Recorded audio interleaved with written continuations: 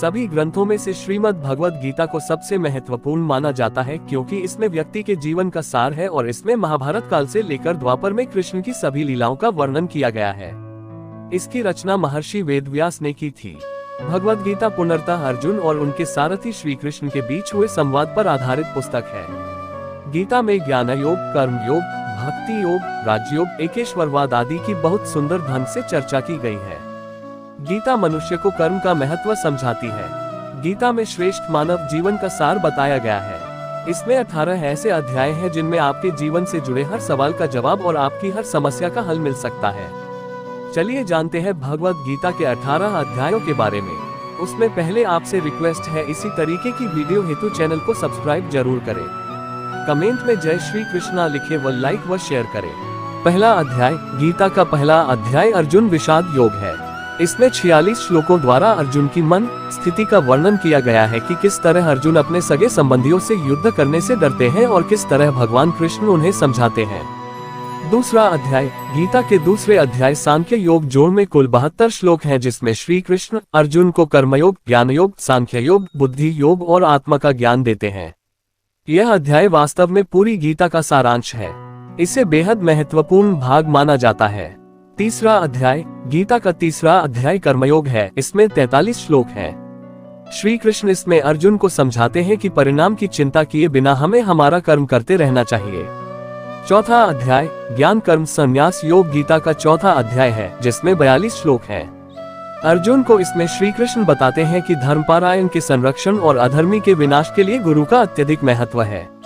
पांचवा अध्याय। कर्म संन्यास योग गीता का 5वां अध्याय है, जिसमें 29 श्लोक हैं। अर्जुन इसमें श्री कृष्ण से पूछते हैं कि कर्मयोग और ज्ञान योग दोनों में से उनके लिए कौन सा उत्तम है। तब श्री कृष्ण कहते हैं कि दोनों का लक्ष्य एक है, परंतु कर्म योग बेहतर है। छठा अध्याय। आत्म संयम योग गीता का छठा अध्याय है, जिसमें 47 श्लोक है। इसमें श्री कृष्ण अर्जुन को अष्टांग योग के बारे में बताते हैं। वह बताते हैं कि किस प्रकार मन की दुविधा को दूर किया जा सकता है। सातवां अध्याय। ज्ञान विज्ञान योग गीता का 7वां अध्याय है, जिसमें 30 श्लोक हैं। इसमें श्री कृष्ण निरपेक्ष वास्तविकता और उसके भ्रामक ऊर्जा जोड़, माया जोड़ के बारे में अर्जुन को बताते हैं। 8वां अध्याय। गीता का 8वां अध्याय अक्षर ब्रह्म योग है, जिसमें 28 श्लोक हैं। गीता के इस पाठ में स्वर्ग और नरक का सिद्धांत शामिल है।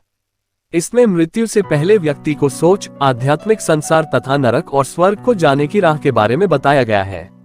9वां अध्याय। राजविद्या राजगुह्य योग गीता का 9वां अध्याय है, जिसमें 34 श्लोक हैं।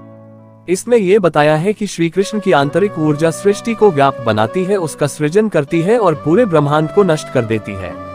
10वां अध्याय। विभूति योग गीता का 10वां अध्याय है, जिसमें 42 श्लोक हैं। इसमें श्री कृष्ण अर्जुन को ये बताते हैं कि किस प्रकार सभी तत्वों और आध्यात्मिक अस्तित्व के अंत का कारण बनते हैं। 11वां अध्याय। विश्व स्वरूप दर्शन योग गीता का 11वां अध्याय है, जिसमें 55 श्लोक हैं। इस अध्याय में अर्जुन के निवेदन पर श्री कृष्ण अपना विश्वरूप धारण करते हैं। 12वां अध्याय। भक्ति योग गीता का 12वां अध्याय है, जिसमें 20 श्लोक हैं। इस अध्याय में कृष्ण भगवान भक्ति के मार्ग की महिमा अर्जुन को बताते हैं। इसके साथ ही वह भक्ति योग का वर्णन अर्जुन को सुनाते हैं। 13वां अध्याय। क्षेत्र क्षत्रज्ञ विभाग योग गीता 13वां अध्याय है, इसमें 35 श्लोक हैं। इसमें श्री कृष्ण अर्जुन को क्षेत्र और क्षेत्रज्ञ के ज्ञान के बारे में तथा सत्व, रज और तम गुणों द्वारा अच्छी योनि में जन्म लेने का उपाय बताते हैं। 14वां अध्याय। गणत्रय विभाग योग है, इसमें 27 श्लोक हैं। इसमें श्री कृष्ण सत्व, रज और तम गुणों का तथा मनुष्य की उत्तम, मध्यम, अन्य गतियों का विस्तार पूर्वक वर्णन करते हैं। अंत में इन गुणों को पाने का उपाय और इसका फल बताया गया है।